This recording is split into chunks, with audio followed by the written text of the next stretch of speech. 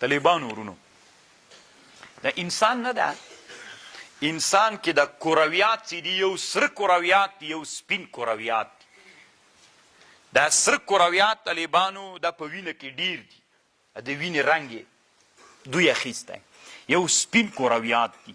د سپین کرویات ته اوس دې ته ګوره طالبانو ورونو، له معقبات، الله وی له معقبات بین یدیه ومن خلفه یحفظونه.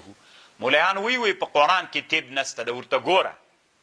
الله وی چې د مور په نس کې بچی وي، له معقبات. یو وری به دا خبر د طب باندې پوی کم، بیا په آیات پوهېږي. ګورې طالبان، کله چې انسان مریض سي، تبی سي یا کوم بل مرض پې باندې راسي، نو دغه د تبو میکروبونه دې سره دا سپین کرویات مقابله کوي، ورسره کوي مقابله ورسره کوي. چې هغه سپین کرویات ختم سي، نو شاته نور سپین کرویات پیدا کیږي، معقبات سو لغې سره مقابله کوي.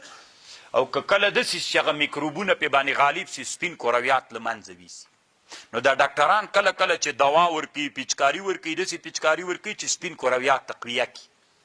نو هغه یې چې تقویه کړل طالبانو، دا هغه دوا یې ورکړل، هغې کې نور سپین کرویات را پیدا کېږي. دا سپین کرویات دغه نورو سپینو کرویاتو تقویه کوي، په هغوی باندې زور چې مرض له منځه یوسي.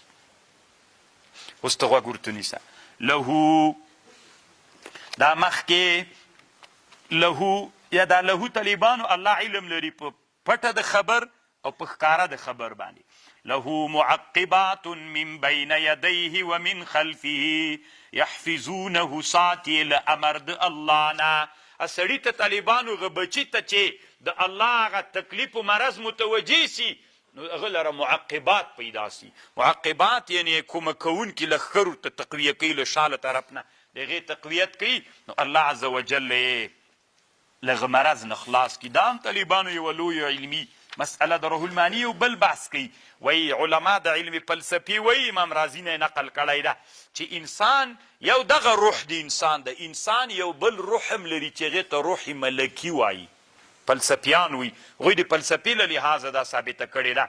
خو روح المانی وی دغه روح ملکي د همدا عبارت له همدې ملکو نه چې د انسان باندې مقرر ملکي دي، د معقبات همدغه روح ملکي د عبارت له همدې نه وي.